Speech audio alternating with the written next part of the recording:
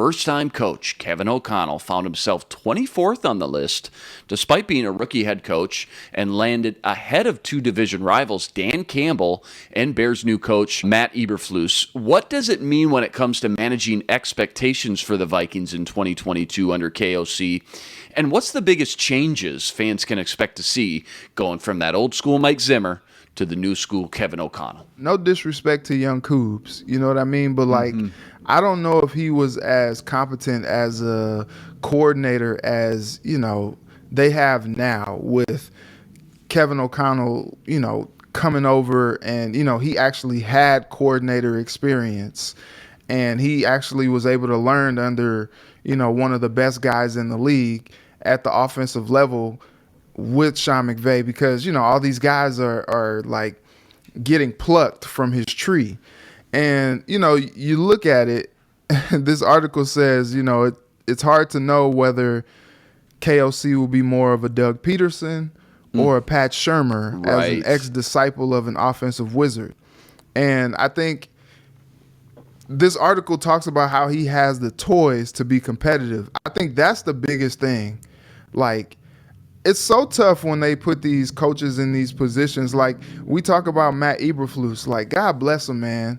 Like, they just traded for N'Keal Harry yesterday. I mean, he was kind of a flame out in New England. Yep. And so you're not really like, oh, okay, yeah, he's going to help put him over the top. They're hoping for, Velus Jones and second year guy Darnell Mooney to be like the guys for them. And then you add N'Keal Harry tight to end. It's just like, okay, like, all right, I guess. But I think, you put Kevin O'Connell in this system and you put him in position to succeed.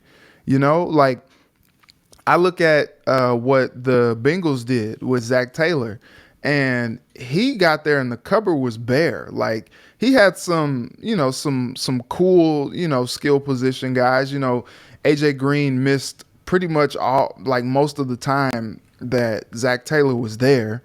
And then, they had Tyler Boyd still, but then what do when they get there? They draft T. Higgins, and then the next year they draft Jamar Chase. And now they put some people around him, and now you can kind of see the fullness of what this offense could be. With the Vikings, like, they already got the dudes, man. Like, they got Cook. They got Justin Jefferson, Thielen, Osborne. Like, they got the guys already to really kind of put them in position to succeed as far as this coaching staff goes. So, like, I think you're more so likely to see the success as opposed to, the other way around, just because, like, he has the weaponry. Maybe it takes him a second to figure it all out, as he just kind of gets his feet set as a brand new head coach. One thing that I thought was interesting about this list was, for the most part, the new head coaches, like all the guys that are first year taking over, pretty much landed in this 20 to 30 range, which I thought was fair, because how do you put them ahead of coaches who have been coaching there, who have been in the league and really, done their thing as a head coach already? Right. We just don't know. Right. Yeah, you just don't know. So, like, they put him in the mix with Eberflus, with McDaniels, and with Hackett. Poor Lovie Smith, man. Come on. Well, look, dead last. Look, I mean, poor look, Lovie. that team needs Jesus.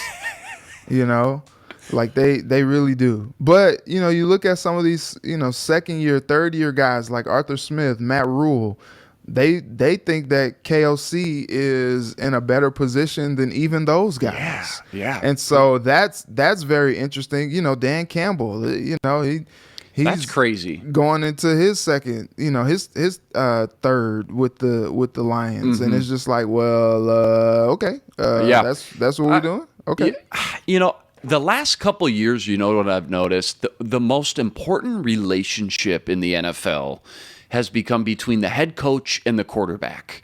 And we saw what can happen when that relationship under Zimmer, with Zimmer and Kirk, is not meshing well. So everybody wants to know, what's this new relationship going to look like and feel like with KOC and Kirk? And, again, listen, was he shackled and like hypersensitive under Zimmer to make sure he didn't turn the ball over, make mistakes? Absolutely. Can Kevin O'Connell unleash something out of him we haven't seen before? I think that's certainly fair to a degree, an offensive-minded coach coming from the McVay tree. But people are going to say if KOC can win a Super Bowl with Matt Stafford, then he should be able to do it with Kirk Cousins. And I get it. It's kind of easy to make some similarities between the two. Cousins kind of has that same play style of like a Matt Stafford light, so to speak. But he throws a great deep ball, incredibly accurate at times. But he doesn't have that same arm strength Stafford has. I know that. And the other thing Stafford does well, especially you noticed it during the playoffs in that Super Bowl run, is he gets outside the pocket with his feet and improvises on the move.